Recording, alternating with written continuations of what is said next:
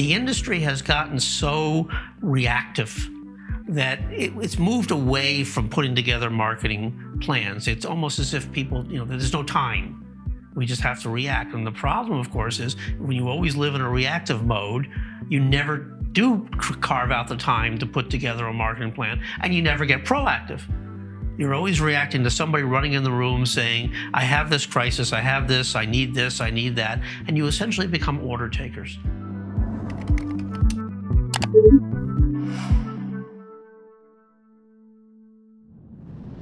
Hello, healthcare. We are excited about being at HMPS 2021, being able to have conversations live and in person, and really seeing the connections and concepts that this conference is about this year.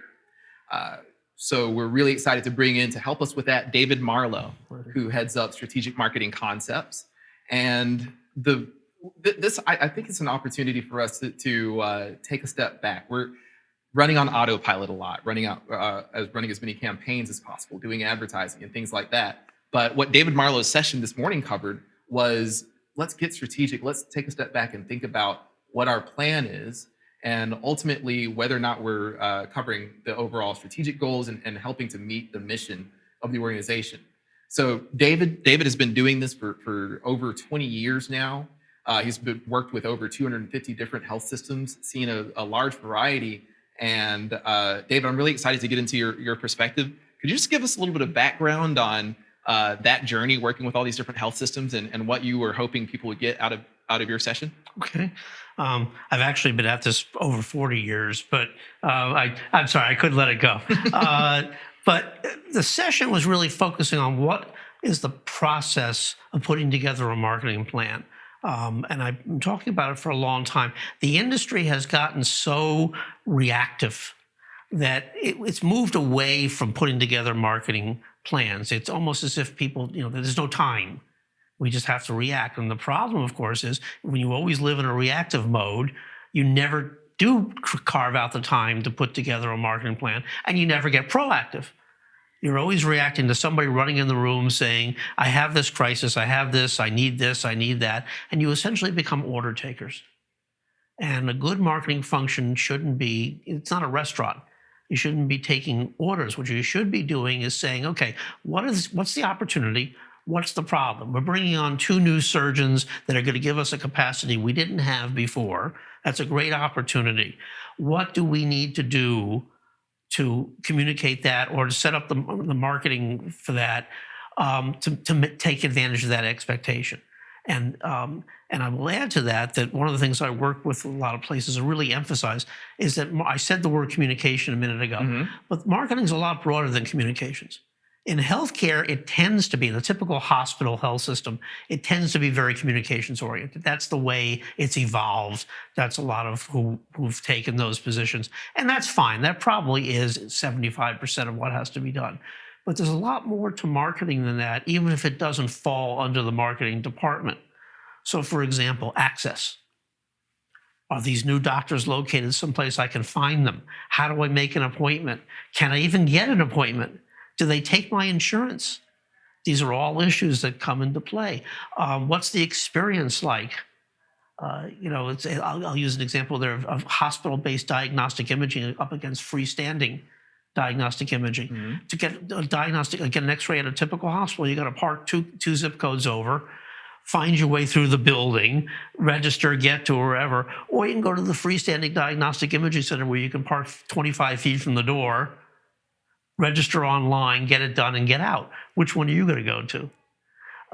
So that's a marketing issue. Sometimes price is a marketing issue. So all I emphasize to people is, I know you as the marketing director don't necessarily control the price, but you need to recognize that if that's a problem, build it into the marketing planning process so that it's addressed.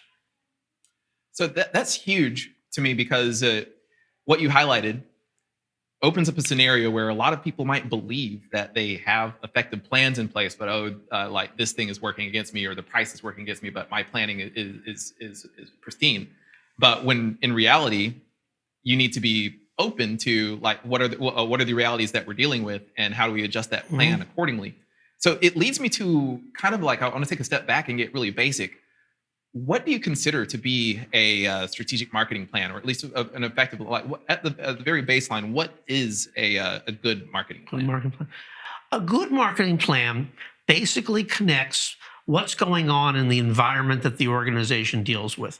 And I don't care if the organization is a hospital or a medical group or an urgent care center or a home health, whatever it is, what's going on? What do people want? Is the population increasing or decreasing? What's the payer mix? Who are you competing with? What are the regulatory issues? Whatever's going on. Connects that to where the organization wants to be positioned. And sometimes that position is real, sometimes it's aspirational.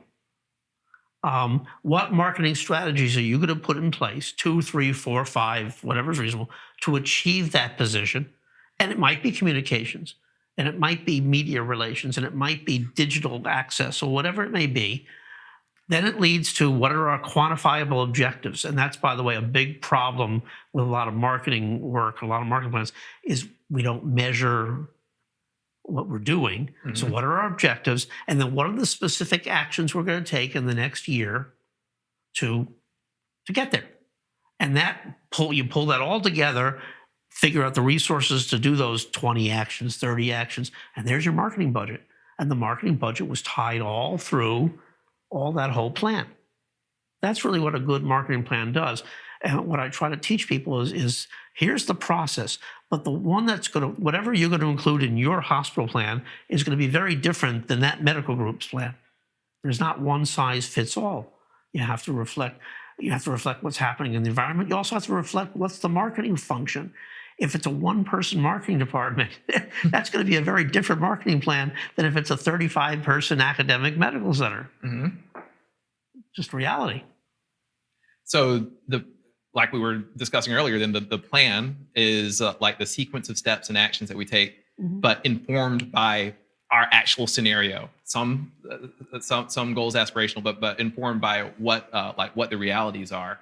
That kind of leads to a point. Earlier, you had said that the role of the marketer shouldn't be as an order taker, right? And I feel like having an effective plan, the strategy that you laid out, is a great defense against that.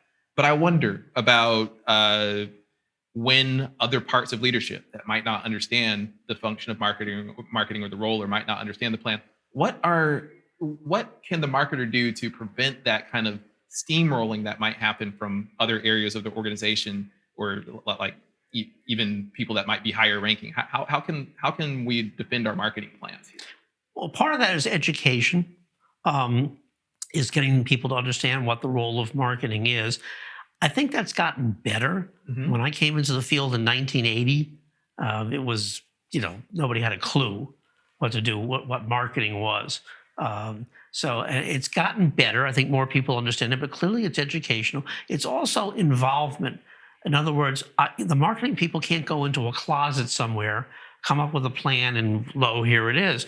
If I have to put together a marketing plan for the diagnostic imaging area, I need to involve you. If you're the director of diagnostic imaging, I need to know what's happening, what are your challenges, what are you trying to accomplish? Okay, so it has to be us putting the plan together. It's not this, I go off into this amorphous wilderness and I create a plan and come back and hand it to you.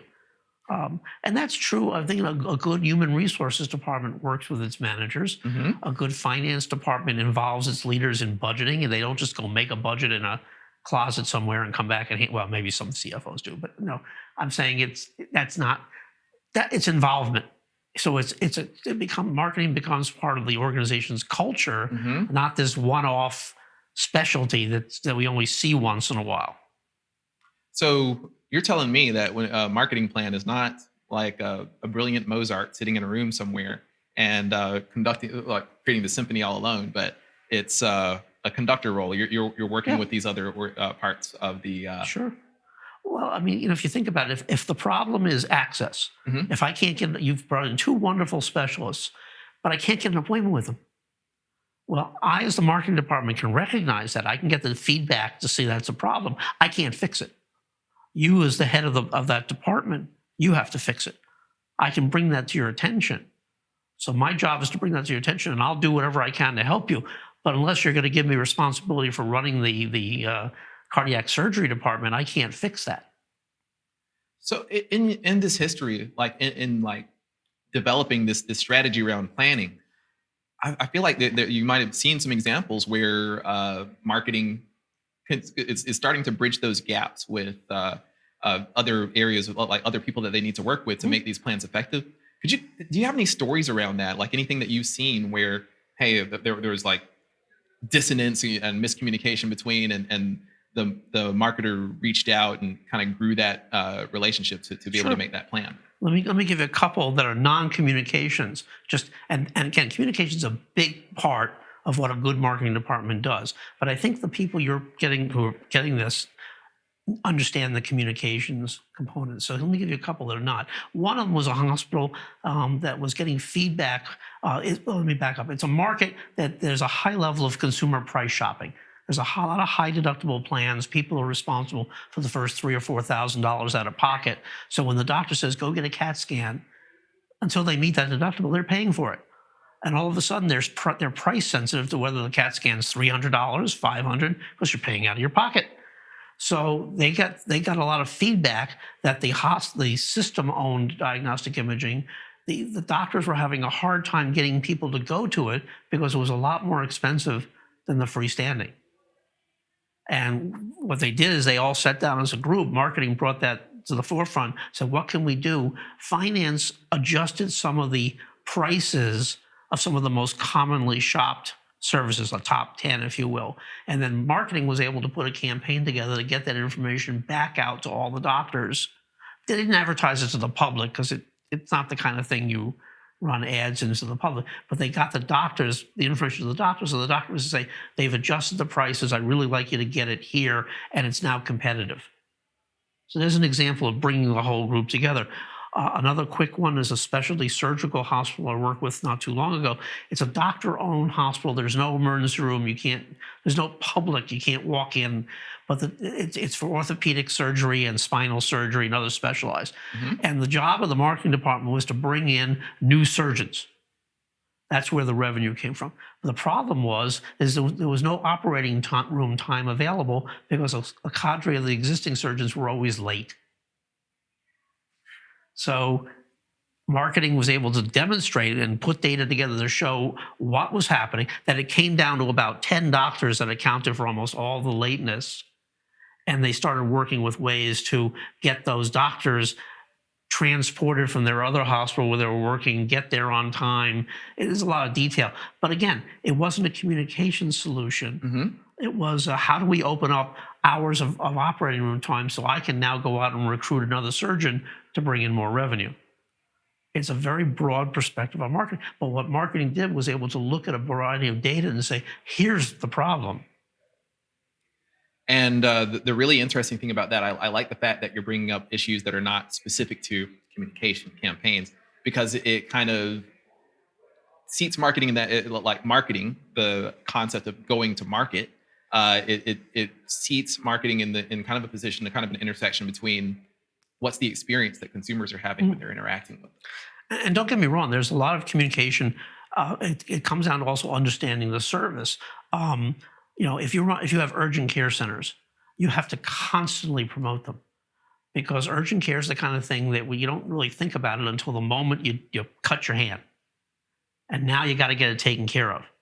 And there's 8 urgent care centers around there, so I need to keep mine top of mind for you and easy to find, because now you're in a I got to get this taken care of now mode. You're not going to sit there and start doing a lot of Google searching.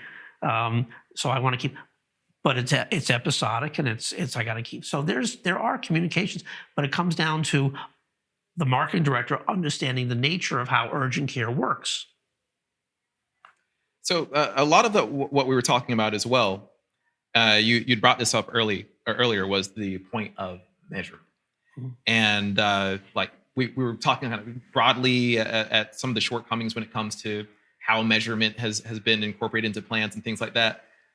Being from a data science background and on all that, I'm very curious on what the perspective is on measurement. How should we be looking at measurement and incorporating that, and even deeper than that, I know that a lot of metrics that might get shared get debunked by other departments once they see them. So how do we work with our other teams to build trustable Sure. metrics?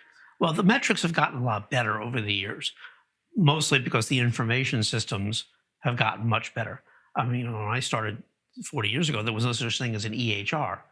Okay, so clearly things have gotten considerably better. But the way to summarize this, I think, is there are really three categories of marketing metrics. There's what I would call production metrics. How many videos did you produce? How many events did you hold? How many brochures, if we still do those, did you make? It's just physical labor. And a lot of marketing departments focus on those metrics. The problem is nobody really cares about them outside of the marketing department. Then there's what I call marketing outcomes. So if you had 10 events, how many people showed up? If you created so many websites, how much usage was there? How many phone calls did you get? So those are more important, but even then, that's still just an outcome of what you did. The third category is really the important one: strategic outcomes, volume, market share, new patients, new enrollment, return enrollment, whatever it is you're trying to achieve. And that's where the concept of ROI return on investment comes into play. We're doing a better job, I think, in recent years of moving towards more of those strategic outcomes. But what I try to encourage my clients is you need to focus on the marketing and strategic outcomes and keep the production outcomes metrics within your department. At the end of the day, the board really probably doesn't care how many videos you produced. They do care that we picked up 500 new patients we didn't have before. And you've got to find a way to make that connection. So that becomes really a hard point too. Now, first of all, like you brought up a really important data storytelling element, which is you don't want to inundate people with everything in your spreadsheet, everything in your chart. You want to get focused to what's going to matter, and you focus on those strategic outcomes metrics that do matter. So a little bit deeper question is, what if leadership doesn't trust that the impact that you had actually did result in that strategic outcome? I'm curious about that layer of friction. That can certainly happen. Ideally, if you've shown a really well thought out methodology that you can show, this is what we did. Here's how many inquiries we got via via the website or via the app. Here's how many of those inquiries converted into usage, and 70% of those were people we've never seen before. And here's the revenue that was generated and actually collected. It's the whole process. If you can have that level of discipline, of diligence, it goes a long way. Mm-hmm. Now, I'll be direct about it. Politics are politics. I've told people before, if you work for an organization that you've done a good job and you really have created a good marketing function that's on top of what's going on and is showing value, and at the end of the day you're getting poo-pooed all over the place, I hate to say it may be a time to think about working somewhere else. I know that sounds flip, but sometimes you can only hit your head against a wall so many times. Hopefully you've got a leadership that says, hey, that's okay. I see where you're going with that. But every once in a while, the reality is we work for places where they're just never going to get it. No doubt. And that's probably one of the, I try to have an upbeat attitude, but one of the things that can make me sad is good work that goes unrecognized and unnoticed, unappreciated, and the organization doesn't strategically try to get more of that good work. Sure. So overall, just with regard to you've developed this plan, you've run it through leadership. What are some checks that organizations or marketers should start thinking about to make sure and maintain we've done a good job on this plan? How does a marketer know that they've done a good job with the planning? Well, I think, are you helping the organization get to where it's trying to go with its broad marketing, with its broad strategies? If the organization wants to establish a market position as being seen as the best place to go for healthcare in that particular marketplace, has the needle moved in that direction? If the organization wants to become the top heart organization as measured by admissions and visits and everything else, has that happened? Is awareness, if early on people just didn't know much about us, and now awareness and understanding and familiarity has really increased, have you accomplished that? The metrics have to measure where the organization wants to go. And for some organizations, the bottom line is financial. And then we can argue how right or wrong that is, but sometimes that's the reality. Have you contributed to the finances? And if so, to what degree? It all really comes down to what degree is what you have done contributed to where the organization wants to go.